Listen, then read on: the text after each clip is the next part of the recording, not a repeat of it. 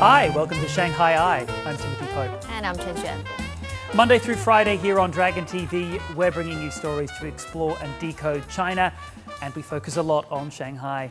We will look at business, tech, urban life, arts and culture and sports, and we're going to provide you with our top tips on work, study, life and travel in China. Caibingjie, or the Ice Harvesting Festival in China's ice city of Harbin, marks the beginning of the year's ice harvesting season from the Songhua River. More than 1,000 workers and 500 vehicles will be out on the ice, collecting up to 10,000 cubic meters of the stuff every day. The Ice Harvesting Festival has become one of China's top ice and snow tourism destinations, drawing thousands of tourists from both home and abroad, despite the bitter cold. This year, Shanghai Eye's Stephen Rancourt was among the tourists. This is Caibingjie, or the Ice Harvest Festival. It takes place on the first day of the major snow solar term. Now, traditionally, this is the day when the first ice block is hauled from the top of the river. By December, the ice on the surface of the Songhua River in Harbin is over 30 centimeters thick, perfect for harvesting. More than 1,000 workers and nearly 500 transport vehicles will be required to get the ice off the river and into storage. An average of 10,000 cubic meters of ice will be cut, stacked, and hauled from the Songhua every day. Today, massive amounts of ice are used in sculptures for the ice and snow world and for the various festivals that go on in Harbin during the winter time. This year, the Asian Games are coming to Harbin, so they need a lot of ice. Anyhow, we got all kinds of activities going on today. As you can see, there's a stage back there, there's drums, there's all kinds of different types of food. Obviously dumplings here, there's barbecue. It's gonna be amazing. Join me as we experience Caibingjie. Let's make something hot. Natural food, natural food. Siqi. Oh, very savory. So apparently this was pulled from the river right over there. 非常好吃的。这个是一个雪人牛奶，对，然后这个是一个没有刻完的作品。我们一般会拿这样子的刻刀去完成它，然后这样往前推。Yes。对，我不是东北人。对，是的。非常的小。Probably one of the easiest forms of art I've ever tried.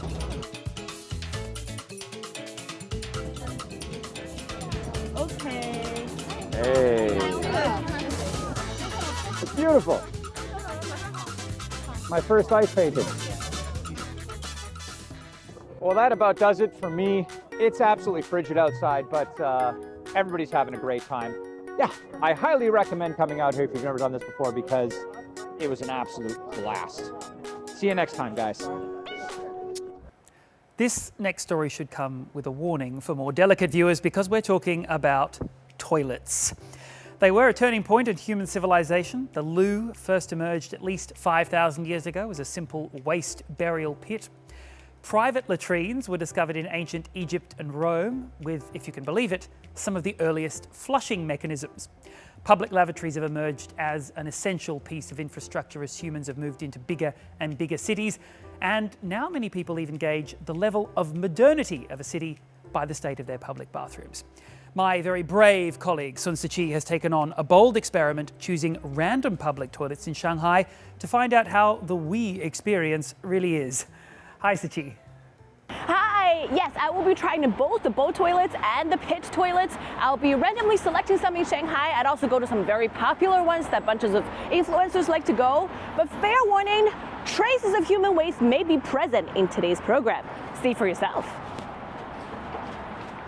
Always bring your own paper, please, and go down. I heard the eye you say, ladies, the boat toilet is available, but do not stand on it.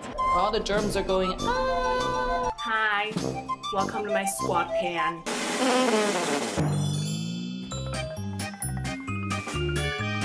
How hard is it to go to the toilet in a big city in China, really? Maybe we should just start at this random little toilet at this random neighborhood where I live. Ideally, I'd like to look for a bowl toilet, if you please.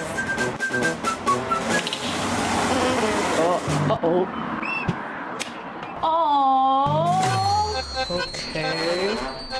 At least this is clean. The pit toilet has just been damp mopped. You could say it's pretty spotless. There is somewhere for you to hang your bag and soap. Roll up. Roll up. There is a handle here so you can really hold on to it. Pants down. Really go on tiptoe. Your pee should go down in the right direction. It would be very normal for you to get pee on your feet. The fact that this place has just been cleaned really makes it easy for a lot of people. Flush. Bye bye.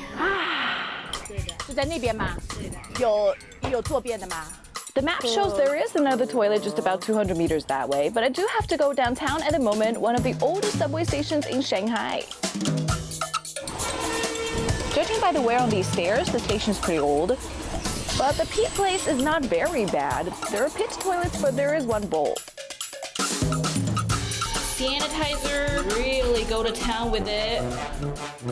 Seems like as long as there is a bowl and you got your cleaning kit, which is just enough paper and a sanitizer, it's mostly goable. Really wipe it down. And wipe down the lower part as well. Should be good enough. Very comfortably sit down. Just one stop away at an even older station. The toilet is being renovated.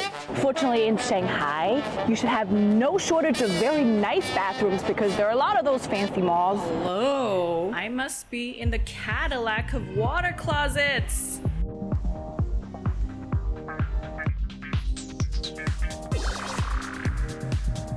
The facility has coated with QAT quantum antimicrobial technology, long-lasting low bacterial protection. Okay, you got your bowl here. Plenty of paper. There's toilet cover. There's some of these malls have sanitizers provided. Apparently this one doesn't, so I'd have to take out my own gear. But the toilet cover is already very, very clean. Apparently this place is sprayed down and wiped down every couple of uses. China's toilet revolution started in 2015. After years of multiple waves of toilet construction and reconstruction, here's what toilets look like at highway service stops. The stalls rarely smell bad. Some have bowl toilets, some don't. If not, the accessible toilet always has the bowl and is almost always open. And in a city like Shanghai, you can find a bathroom every 200 to 400 meters in its urban areas. Thanks God, you have very clean toilet. Usually there's always someone to clean. I mean, they play music in the bathroom so well. We're now going in to find a very popular public toilet. Popular because in a social media heavy city district, its beautiful architecture gets you a lot of clicks. Unfortunately, on a weekend, there is a line to go to the ladies' room. To be perfectly honest, there's a little bit of a smelling here.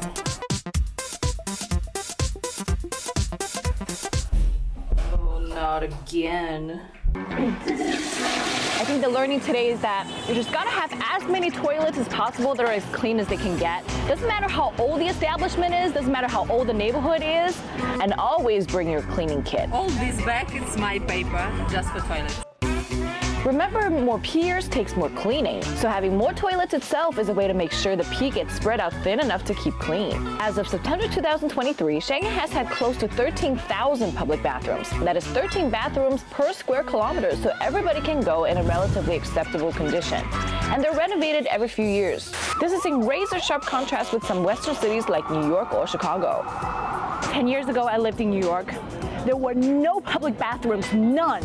All bathrooms were in some kind of property, like Nordstrom or Macy's, a restaurant or a cafe or a train station. You can totally use a mall or a train station's toilet for free if it is closed when your bladder is about to burst. But if it's kind of understood that you should buy something to use an eatery's toilet, in many European countries, public toilets cost you money. London's public toilets can cost you between 20 pence to £1, including those at railway and subway stations. Public toilets on the continent can cost you between €0.25 to €2. €1. €1, €2, not gratis. You want to go in a restaurant? Very well. Buy food to get the restroom code. Enter the code to unlock the door. Around about the same time I was in Paris, And I went to pee on Champs-Élysées in Cartier without buying any of their diamonds. This is a new James Bond movie. You only pee once. You cannot have a city with no free toilets. It's against basic principles of human existence. In Shanghai, you used to pay half a kuai to go to a public bathroom. That was 20 years ago. I don't know which one is worse. To have a city with baddish free toilets everywhere, or a city with no free toilets anywhere? What is public peeing like where you live? Let me know in the comment section down below. Well, Siqi, that was a journey. Wasn't it awkward? Well, to be perfectly honest, it was quite a breeze. They're so clean, and there's so many of them, and they're free. Like I said, if you run into a bowl, then be sure to bring your cleaning kit. You should be okay. Then again, if the bowl has been soiled to the extent that it's beyond the help of a cleaning kit, then go to another stall, please. But in this day and age, I didn't manage to find one like that for ages.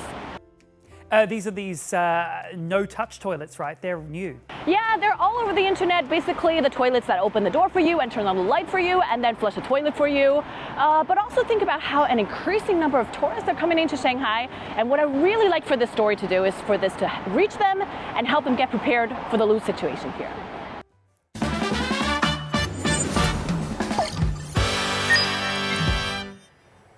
Now, moving on to our Shanghai A2Z section. As the temperature drops, you may want a hot drink to keep yourself warm. You may have noticed that some of them now have an extra label.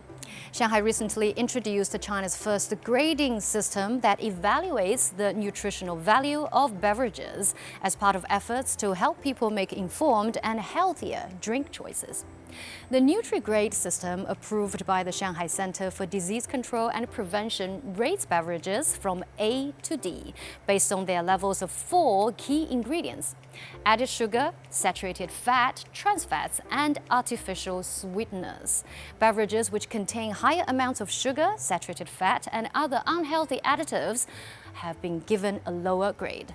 These ingredients are often considered to be key contributors to instances of obesity, diabetes, and heart disease.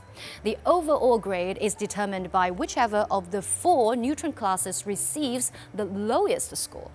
For example, a drink with an A grade for trans fats but a C grade for added sugar would receive an overall C rating. Since its introduction last year, major milk tea brands in Shanghai have been adding the NutriGrade system to their menus as well as online order apps. Customers can easily see the drink's nutritional grade by accessing the details of each product. Well, obviously, plain, unsweetened teas often qualify for the top grade. But with the rating system, you can also find a healthier choice next time you want to treat yourself to something sweet. Well, now it's time for the ShanghaiEye Q&A, where we search our socials and answer some of your questions. Now, today's question is related to international travelers buying railway tickets. Gary from the United Kingdom asks, can I buy railway tickets for others? Well, Gary, at the station, you can buy tickets for others at the ticket counter by showing either their original ID document or a copy of that. On 12306.cn, registered users with ID information verified and ready to be verified can buy tickets for themselves or for others. After logging in, please add your friend to My Passengers list and enter their name, ID document type, and number. After their ID information becomes verified or ready to be verified, you can follow the prompts to buy tickets for them.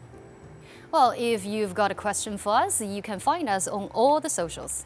We'd love to hear from you. You can find all our content online as well. And join us here on Dragon TV, Monday to Friday. Well, thank you for watching and see you next time.